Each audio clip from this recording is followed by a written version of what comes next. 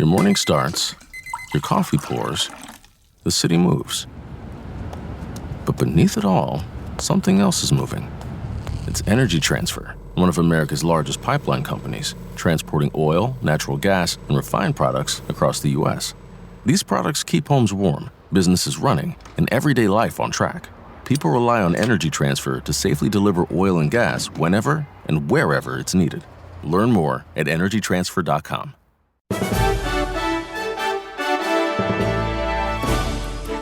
This week on Viewpoints. Humans are the hardest thing to study, and it's always been that way. The U.S. murder rate is dropping significantly, but what happens to the cases that never get solved? Then, the fact that everything's on social media nowadays, so you just got to make sure you're minding your P's and Q's. Life-changing insights from a former professional football player. I'm Marty Peterson. And I'm Gary Price. These stories in depth this week on your public affairs magazine, Viewpoints.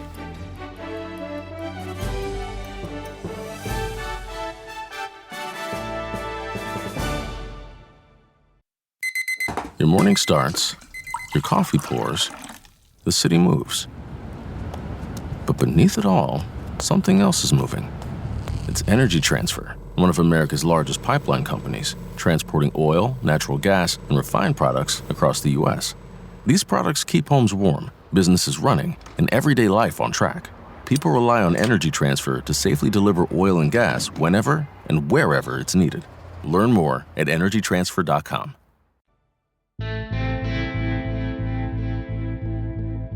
Over the last few years, researchers have been trying to make sense of a strange reversal in violent crime.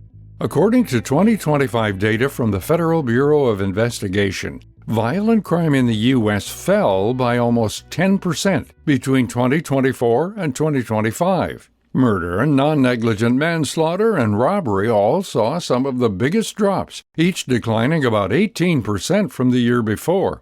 A separate analysis from the Council on Criminal Justice found a similar pattern in large U.S. cities, with reported homicides down around 20% in the same time frame. This kind of decline is great news, but a lower murder rate doesn't change how many cases are still open or help provide answers across similar murders. Thomas Hargrove has spent years analyzing this kind of data.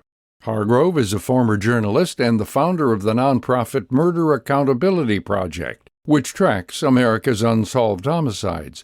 He says the first thing to understand is that many cases start with familiar patterns. Just as in murders of Caucasians and Asians and Native Americans, murders of black women are a little more likely to be, well, actually significantly more likely to be solved than murders of men.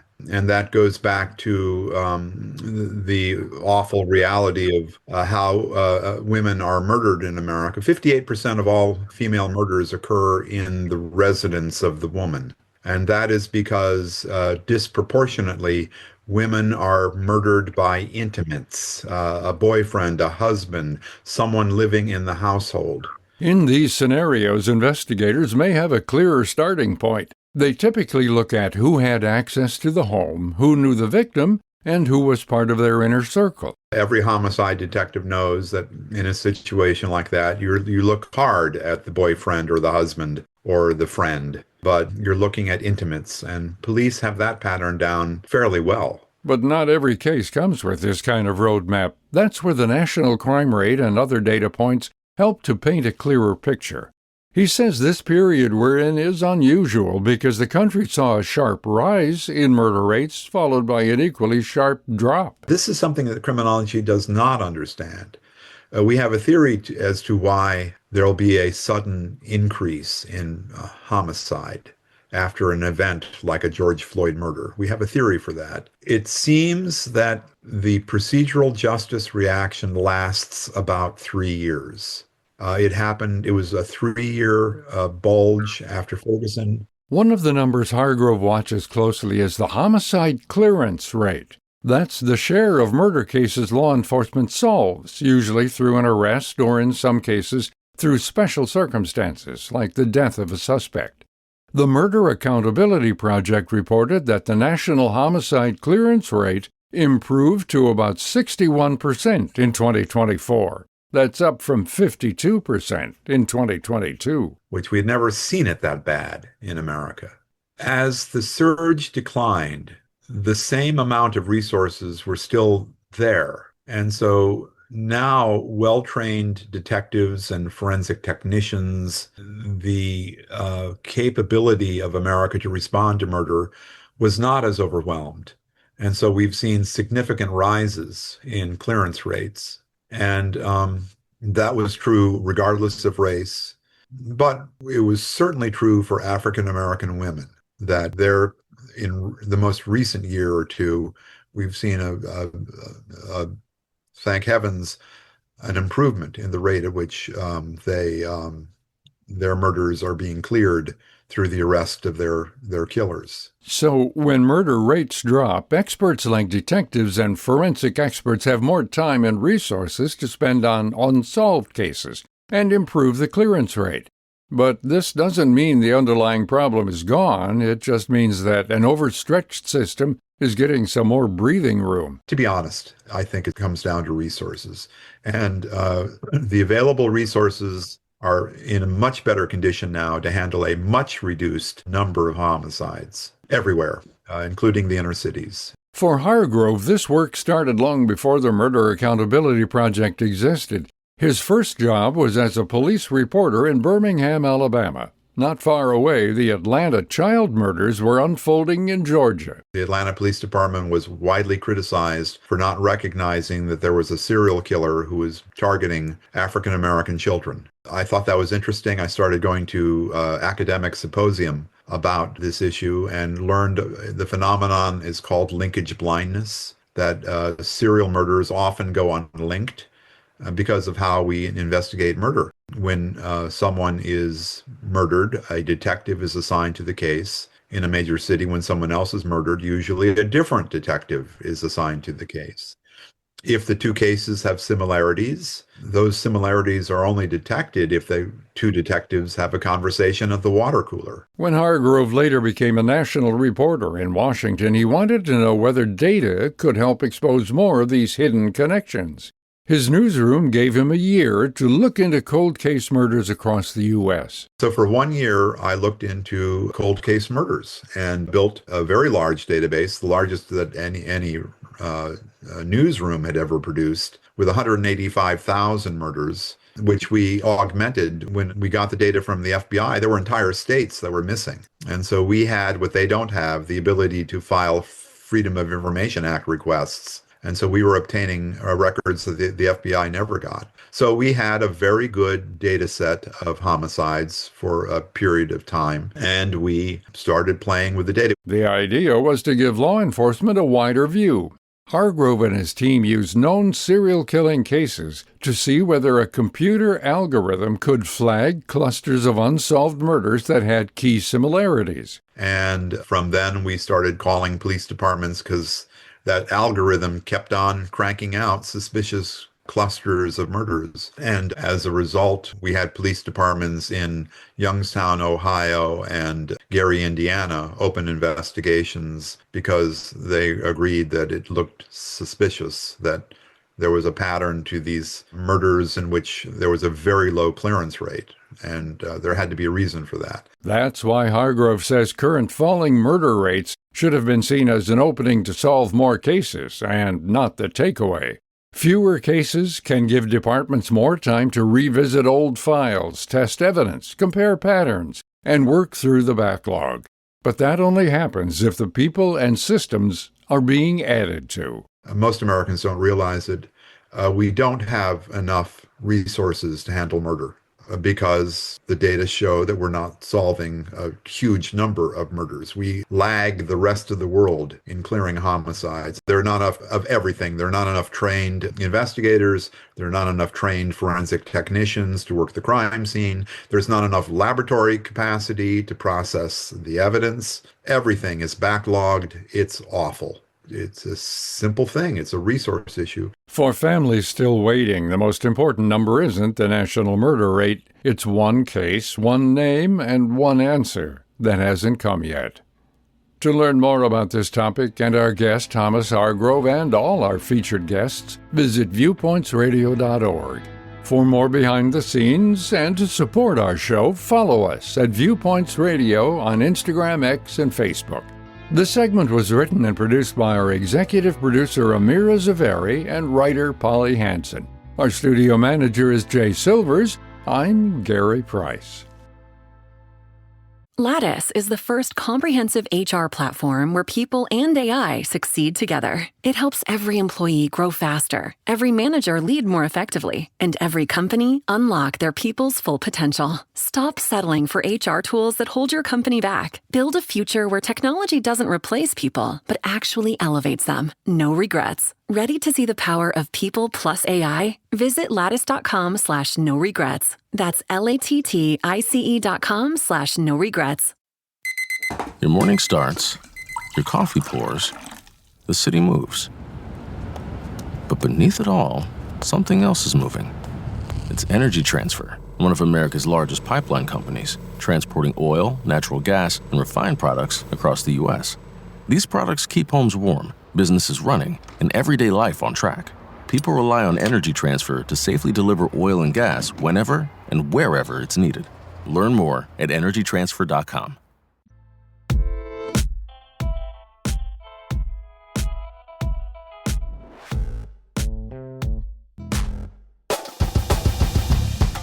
Whatever happened to the idea that kids will be kids? The idea that young people are allowed to make mistakes because of their age seems to be slipping away with the rise of technology. Nowadays, your every move is captured by someone's camera phone. This fear of messing up and having it stick around forever can sometimes be even worse for athletes.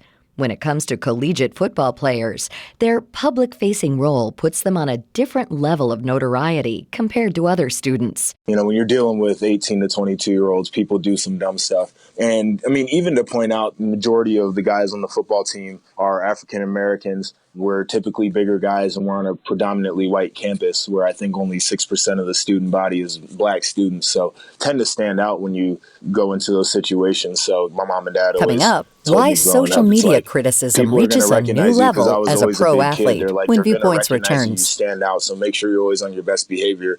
I took that mentality to campus. That's Joshua Perry, former linebacker for the Indianapolis Colts and San Diego Chargers. Before that, Perry had an incredible career with the Ohio State Buckeyes and graduated from university in 2015. Now, Perry spends his time off the field and in the TV studio, working as a Big Ten analyst for college football. Perry is no stranger to the spotlight, but how he handles the fame may be a bit different than most. If I said I didn't read tweets, search my name on Twitter or whatever, I'd be a liar. And I think every player does it. And you see athletes who will respond to tweets with just their name that they haven't been tagged in. It's because they were searching their name on Twitter.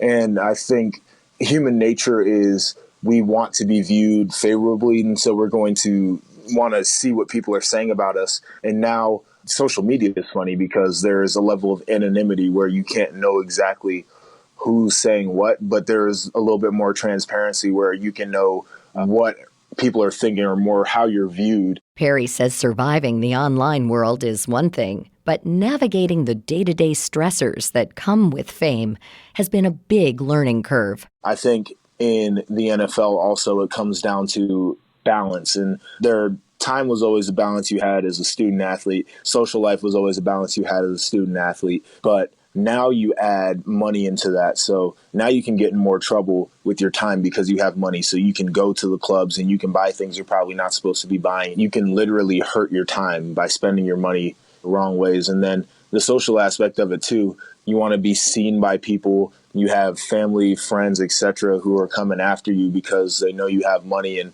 thankfully, that wasn't a situation for me, but I know it was like that for a lot of my teammates in the NFL. I think that you're never truly prepared to handle those situations because it's hard to tell those people no. It's hard to pick and choose who you want to truly spend your time with. You feel like you owe people because of what they might have invested in you in your past, etc. So the only thing that gives you comfort when you're a professional athlete is the fact that you're playing the sport that you love, because outside of that, the football world becomes very uncomfortable. But what's it like to play at a different level? Are the pressures the same?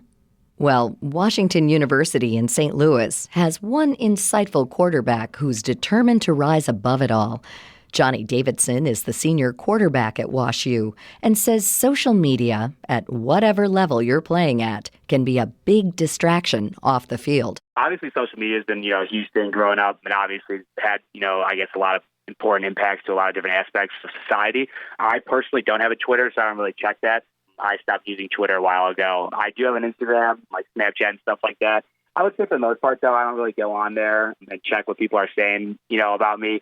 Growing up, I've kind of always had that underdog mentality, being an undersized quarterback. So I do my best, I guess, try not let the outside audience or anything affect, I guess, what's going on inside my head. Joshua Perry shared that in Columbus, Ohio, football is life. During the fall months, everything and everyone revolves around Ohio State season. Stores shut down, all eyes turn to TVs, and a sea of red and white blankets the town. Yet the stakes aren't nearly as high in St. Louis when it comes to playing at WashU. In the mid-sized Missouri city, locals simply have more sporting options to choose from in their backyard. Whether that means cheering on the St. Louis Cardinals at the baseball diamond or the St. Louis Blues in their hockey arena, it's a little different than playing for Ohio State on one of the largest stages in the Big Ten. But Davidson plays with a professional mindset and level of integrity, regardless of where he throws the pigskin. Whether people are speaking highly of me or, if they're saying that I could do better than I am, I try and stay level-headed. And I think, at least here at WashU, people are very supportive of each other. I've never heard of one instance where people have been talking bad about somebody on social media or even from like an outside audience perspective. So I'd say for the most part, I guess, speaking for myself, I definitely don't let, social media get to me. But I would say for most athletes, I don't think they let social media get to them. There's not too much back and forth, I guess, with the student athletes here or even with the community or, sports outside of here. We just kind of stick to our own, put our head down, work as hard as we can, and we'll let the outcomes happen, and we'll see what happens from there. Football players at both Ohio State and WashU are able to live relatively ordinary lives, including the ability to join fraternities if they can keep up with their other commitments. But once it comes to the NFL, there is definitely less time for fun and more time for games. There's a step up, I think, in maturity and professionalism when you become a pro. And the maturity aspect is understanding how much of a business it is and understanding what it truly takes and how much work it takes to be successful. What can fans and football players at any level learn from Perry and Davidson's varied college experiences? It's to be respectful and receptive in the world of sports. The struggles of social media and technology aren't going away anytime soon, so be nice to the athletes that are on the receiving end of the 24/7 commentary. Perry also had some closing words to remind us all of just how drastic times have become. Everybody can be a brand, which I think is a really good thing for athletes, and I think that there's a responsible use of social media that can help athletes. It can help them disseminate important messages. It can help them build brands, which in turn helps them build money, all of that other stuff. But then there's a negative aspect where all the news is at your fingertips. So if people are criticizing you or they're criticizing your team or your teammates, you can read that. There's the aspect of Andrew Luck retires and the news gets leaked and it's all over social media and he gets booed off the field. There's the aspect of guys who get traded and they don't know they got traded or they don't know they got cut from a team until they saw the news come up on their social media page, or coaches getting fired even. When I was in San Diego, our defensive coordinator who got fired didn't know he was fired until he opened up his Twitter. The modern athlete isn't just competing on the field. They're also navigating a world where one post, comment, or bad game can follow them for what feels like forever. To learn more about this topic, our guests Joshua Perry and Johnny Davidson, head to viewpointsradio.org. To find more behind-the-scenes content and support our show, follow us by searching Viewpoints Radio on Instagram, X, and Facebook. This segment originally aired in January 2020 and was written by producer Annie Krall. Our executive producer is Amira Zaveri. Our studio manager is Jay Silvers. I'm Marty Peterson. Viewpoints returns in just a moment. In a country that never stops moving, reliable energy is essential. People need oil and natural gas for heating, transportation, and everyday items like clothing, cell phones, and contact lenses. Behind the scenes, one of America's largest pipeline operators, Energy Transfer, works all day, every day, to transport the energy that our communities depend on. Energy Transfer invests in modern infrastructure as technologies like AI drive greater need for reliable natural gas. Learn more at energytransfer.com. This is Viewpoints Explained. I'm Ebony McMorris. Last month, the U.S. Men's World Cup run ended with a 4-1 loss to Belgium. For fans, it was a frustrating early exit for the U.S. team, but the bigger story here may be soccer's momentum after all the excitement around the World Cup. Fox Sports reported that 30 million people tuned in to watch the U.S. versus Belgium match, making it the most watched soccer event in U.S. history. For a sport that's long been talked about as still growing here, that number's a big deal. By comparison, the NBA Finals averaged about 20 million viewers per game earlier this summer. But soccer's growth here over the last decade has been deliberate. Many leagues, clubs, and investors have been working to make the sport a bigger part of American life. The top-level pro soccer league here, Major League Soccer or MLS, now has 30 clubs across the U.S. and Canada. That's up from 16 in 2010. San Diego FC paid a reported $500 million expansion fee to join the league. And Kroll reported this year that 5 MLS teams are now valued at $1 billion or more. The star power has been deliberate, too. The biggest example is soccer superstar Lionel Messi, who joined Inter Miami in 2023 after winning a World Cup with Argentina.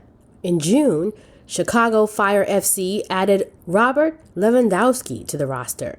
He's Poland's all-time leading scorer, a 2-time FIFA Men's Player of the Year, and one of only 3 players to score 100 goals in the Champions League. The U.S. team's early defeat in the World Cup was a setback, but the audience didn't disappear with them.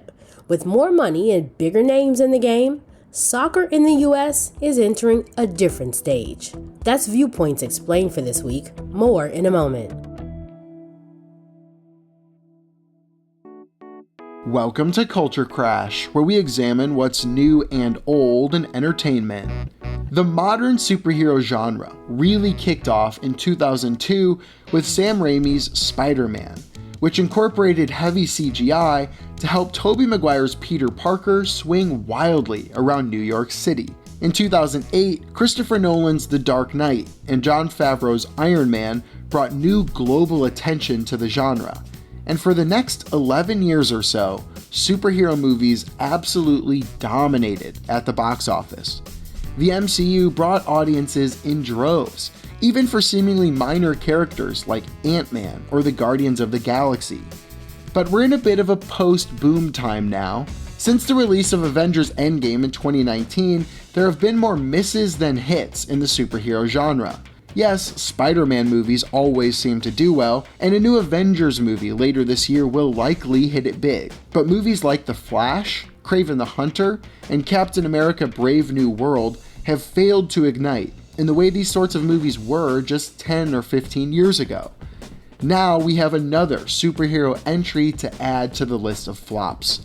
The Warner Brothers film Supergirl. Just the second movie in James Gunn's new DC universe, the film from director Craig Gillespie has nowhere to go and wastes a solid performance from lead Millie Alcock. Supergirl wants to be a fun intergalactic extravaganza, drawing on Gunn's Guardians of the Galaxy films and elements of Star Wars, but it's executed in a way that ultimately just feels like something audiences have seen over and over again. The tension never hits, the plot follows a formula full of narrative convenience, and the third act optimism feels exceptionally 2014 coded.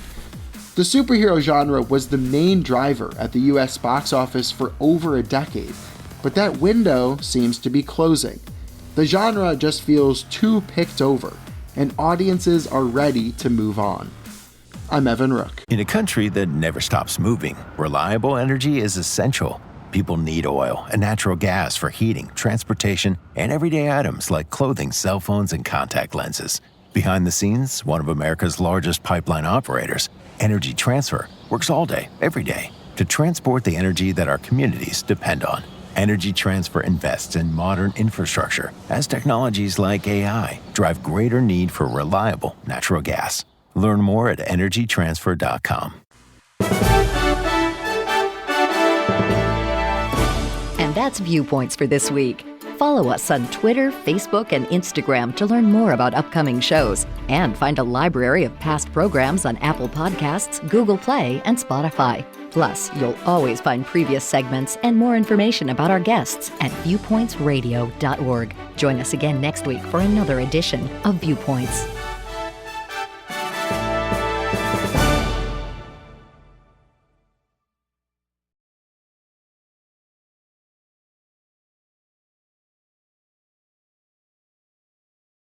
In a country that never stops moving, reliable energy is essential. People need oil and natural gas for heating, transportation, and everyday items like clothing, cell phones, and contact lenses.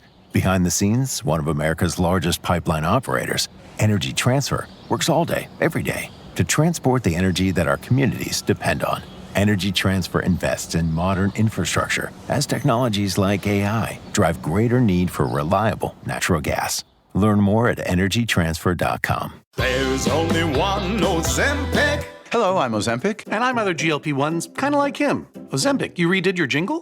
Thanks for noticing. Catchy, right? No. Okay, then. Well, ask your doctor about which FDA-approved uses of me, the Ozempic pen, may be right for you. Call 1-833-OZEMPIC or visit Ozempic.com to view the medication guide and learn more about Ozempic semaglutide injection, 2 milligrams. Only Novo Nordisk makes FDA-approved Ozempic. There's only one Ozempic. I told you it was catchy. You've never been one to settle. Stand down or stand still. You're a lifelong learner, energized by excellence. There's a fire inside you you can't ignore. You've got competition to outrun, momentum to build on, and your own high standards to meet. Stop now? Not a chance. At Capella University, we help you catch what you're chasing because you've always had the drive. Now, go earn the degree. Capella University. What can't you do? Visit capella.edu to learn more.